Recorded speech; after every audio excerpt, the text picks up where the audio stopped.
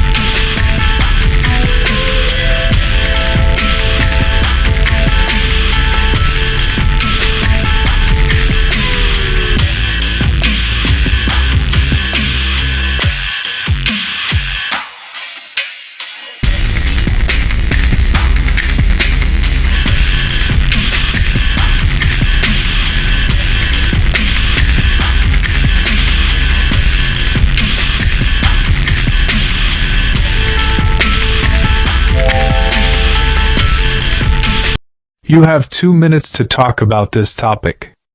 Let's go! One interesting song that I would like to describe is Bohemian Rhapsody by the British rock band Queen.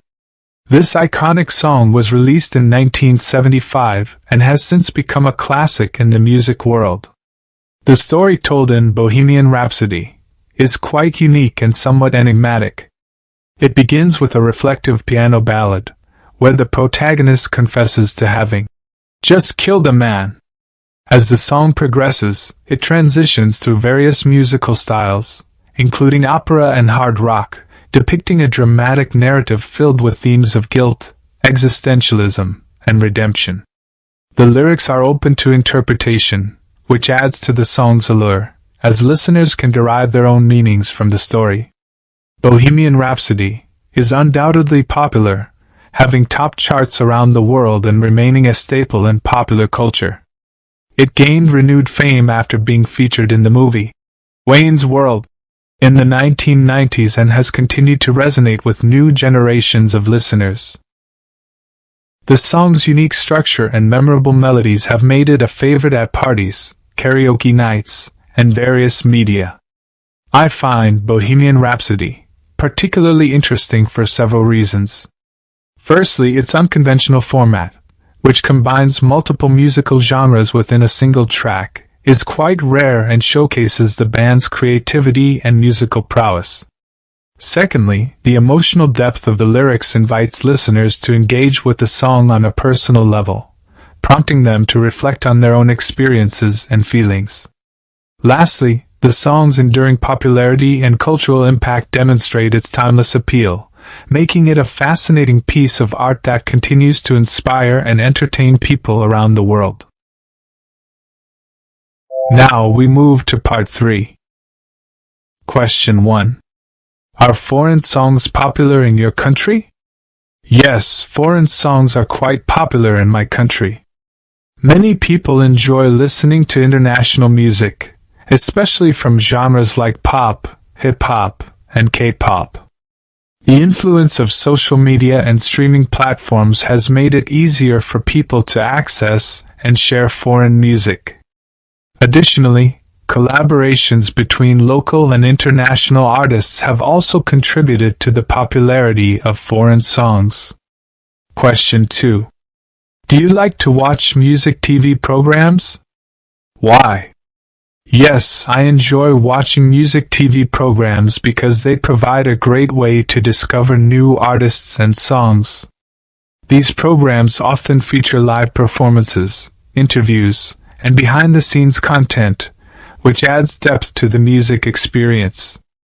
I also appreciate the variety of genres showcased, as it allows me to explore different styles and cultures through music. Question 3. What are the differences between live concerts and online concerts? Live concerts offer a unique atmosphere that cannot be replicated online. The energy of the crowd, the excitement of being in the same space as the performers, and the overall experience of the event create a memorable experience.